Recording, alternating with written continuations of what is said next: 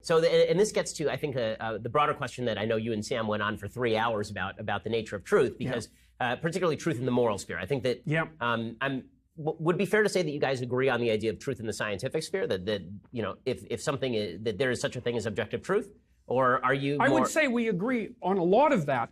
The question is, to some degree, why do scientists accept the idea that objective truth is true? And then I would say, we probably don't agree about that, because I would ground that in pragmatism. Right. And Sam would ground that in the idea of an independently existing objective world. Right, which is a leap of faith more like my own, actually, than the pragmatist view, right? That if you believe that there's a God who's out there in the universe who created the structures in a particular certain way, then what he created is the truth, and it is apart from you. That if human beings didn't exist and they weren't able to utilize the truth, that truth would still exist out there, whereas the pragmatist might say, truth is in the use that it has for human beings. Well, that's the thing, is that, you know, I don't know if we would consider scientific truth true unless we are also simultaneously accepting the idea that scientific truth is good for people. So there's one other thing I wanted to bring up that's relevant, because you brought up the idea of God. So here's a way of thinking about it. And I don't know what to make of this, because this is stretching me. This is stretching my thoughts out beyond where I've been able to develop them. So this is the intuition that I have based on a variety of things, experiences I've had. So imagine that there's a very wide range of human behaviors, okay? And some subset of those are both admirable and not admirable. So let's call them good and evil at the extremes, okay? Then we might say, well, there's a pattern that characterizes all the actions that are good, and a pattern that characterizes all the actions that are evil. And that's a transpersonal pattern, because it's not just about you or me, it's about everyone. Okay, and so then that gets personified. That's Christ and Satan, let's say, or Cain and Abel, right? That gets personified. And that's a bad guy and a good guy in a movie. Like it's personified all the time. It's Thor and Loki, you know, in the Marvel movies, you know. So now you have let's say you take the idea of Christ and you think, okay, so that's the abstraction of everything that's admirably good about the set of all human behaviors. Okay, and then you think, well, what sort of reality does that have? And this pulls back into the reality of the idea of the Logos, and the idea that it was the Logos that God used at the beginning of time to extract order out of chaos. So you think, well, it's transpersonal, the goodness, because it's not just characteristic of any one person. It's more like something that inhabits a person rather than that a person is. You can really see this, for example, on the other end, too, with the satanic end, because if you read the writings of people who do absolutely horrific things, like the shooters, you can see that possession extraordinarily clearly. If your eyes are open, it's like, and it's shocking, so people don't usually look at it. And they even say that themselves, like the Columbine kids, their writings are hair-raising, you know, and they were clearly possessed by an evil that you only encounter if you sit in a dark place and brood on your hatred for months and years, right? You go places where all the dark people go, right? And then that takes you over, okay? So the good can take you over as well. Okay, so there's this spirit of good, let's say. And what the spirit of good does is act in the world on the potential of the world to generate the actuality of the world. And the Judeo-Christian proposition is that if you confront the potential of the world with good in mind, using truth, truthful communication, then the order that you extract is good. And then that's echoed in Genesis, when God is using the word, and he creates cosmos out of potential, and every time he does that, he says, and it was good. Which is, I think, it's so interesting, because there's a proposition there, and the proposition there is that if you encounter potential with truth, the cosmos you create is actually good. Well, that's just an absolutely overwhelming idea. It's like, if it's true, it's the greatest idea there ever was. Yeah. Now, your thoughts on this, actually, from Maps of Meaning, help generate what we in Judaism call Dvar Torah in Hebrew, meaning a thought about the Bible. But this merged with a little bit of Aristotelian thought, led me to the idea that when it comes to the mystical notion of the tree of good and evil in Eden, what is that supposed to be? What did people do wrong by eating from the tree of good and evil? And my feeling is that what they did wrong is that God created a universe in which the value was embedded in the object, right? In the same way that you in your book talk about if you're teaching a child about an object, the rules of the object are embedded in the teaching about the object. So you use the example of a vase. We were discussing this earlier. But you use the example of a vase where you teach a child, don't touch the vase because the vase will break. So that the rule is embedded in the object. In the same way, in Aristotelian thought, the rules for behavior are embedded in the nature of the universe, meaning what makes a man good is what makes a man unique, which is reason. The idea is that reason is what makes a man unique. So acting in accordance with right reason is what makes an action good. So if you believe that God created the universe along these lines, and that what natural law is just the human attempt to understand the lines along which God created the universe, then where human beings went wrong is when they decided to separate values from the universe. When we decided to take values and say this is a completely separate thing. So this vase has no rules attached to it anymore. It's just a vase. And we can construct the rules arbitrarily as to what to do with this vase. And so eating from the tree of knowledge of good and evil changes the nature of good and evil from the universe comes along with a set of rules to human beings think that they can use their own intuition to supplant God's rules and to supplant universal rules with their own particular vision of what the universe ought to be. And at that point, they have to be expelled from Eden. Yeah, well, okay. So that's also associated to some degree, I would say, with Milton's warning in Paradise Lost.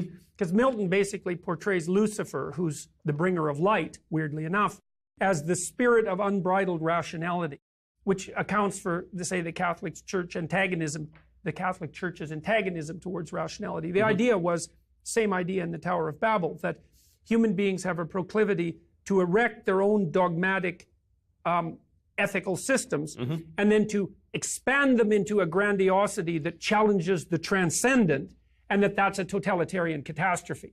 And for Milton, Satan was the spirit that eternally does that, right? Who says, everything I know is enough. And that supplants what I don't know. That supplants the transcendent. And that's a catastrophe. How that's tangled up with the knowledge of good and evil, well, you're making some headway towards sorting that out. I mean, there is a cataclysm that's explained in the story of Adam and Eve, right? The cataclysm is the coming to wakefulness.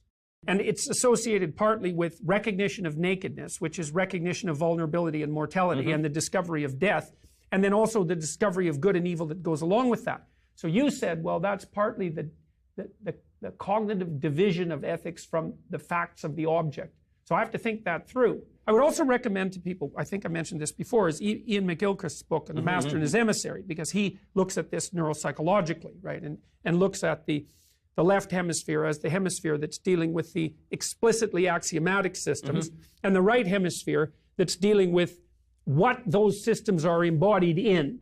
Okay, so part of what happens with the emergence of good and evil, as far as I could tell, it took me a long time to think about this, is that, and this is different than the hypothesis that you laid forward, which is why I can't reconcile them exactly, is you recognize you're naked. You know you can be hurt. You know you're vulnerable and insufficient. You hide from God, because that's what happens next. And the reason you hide from God, say God is your destiny, or God is you're walking with God is a manifestation of your ultimate proper destiny. You doubt whether you're capable of that because now you realize your embodied finitude, your nakedness and insufficiency. So you hide and you're ashamed. So there's that. You also realize that you can be hurt and suffer. And that kind of goes along with God's command that you're going to work in the sweat of your brow and that you're going to die. And that women are going to be subjugated to men, which is put on as a curse, not as a moral imperative, right? But then what emerges out of that is that as soon as you know that you can be hurt, and this is what differentiates us from animals, and you really think that through, here's all the myriad ways I can be hurt, then you're angry about that because you can be hurt. But even worse, you can figure out how to hurt other people. And so that's part of that knowledge of good and evil. You associated it with this dissociation of the object from its ethical container. Of the universe as created by God from our interpretation of the universe. That there is a gap between the two. And that once human beings begin to supplant their own rationality for a telos, right, in the Aristotelian, the teleology, what we end up doing is creating all sorts of awful systems that end up destroying us in the end. There's something about that that's right. I mean, part of what happens in the New Testament, as far as I can tell, is that what Christ says, so he's trying to transcend the rule structure, right? Not because there's anything wrong with the rules. They're a necessary precondition for discipline, which is actually why I wrote 12 rules, right? It's like you need rules, but rules conflict and they don't always apply. And so there has to be an ethic underlying the rules, and you should have more respect for the ethic than for the rules. Right. Okay, Christ's idea, and this is part of the idea of the reestablishment of paradise, is that you should orient yourself towards the good. And that's something like an alliance with God. And then that you should tell the truth. And that's the ethic that generated the rules to begin with. Okay, and then we could be serious about this, you know. And we could say, well, how do you adjudicate the reality of that claim? All right, so then we might think, well, we already walked through the fact that the heroes of the past acted on potential to extract out the world of actuality. And if they did that properly, then the world they extracted was good. And that is a divine principle. And then we might say, well, is it a divine principle?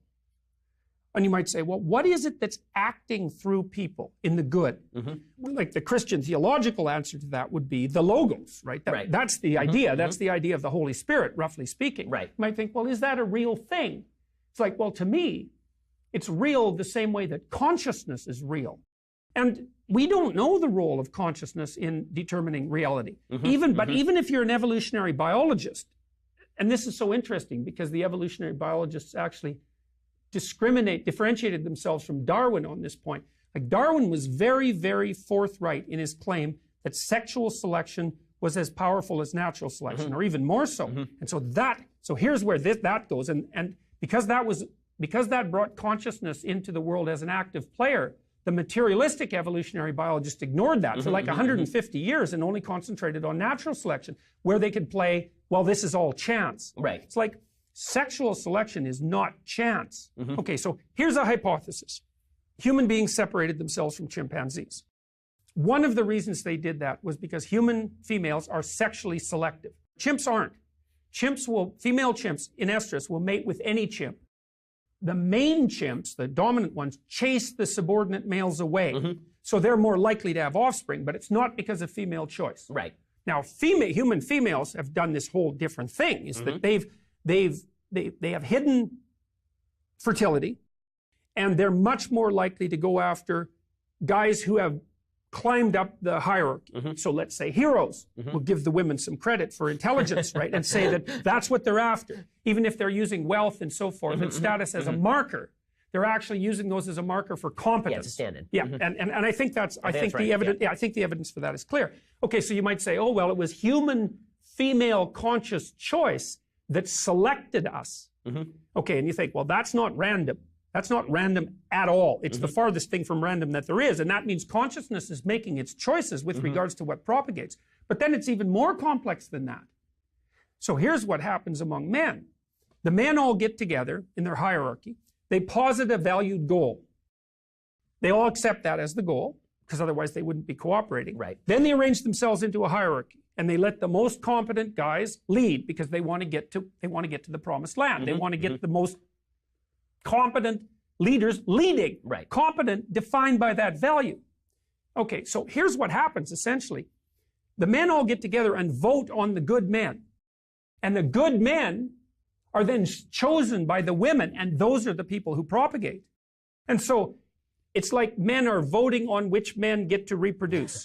And women are going along with the vote and being even more stringent in their choices, let's say. And so then what you get is that the consciousness that through its active expression transforms the potential of the world into actuality also selects the direction of evolution.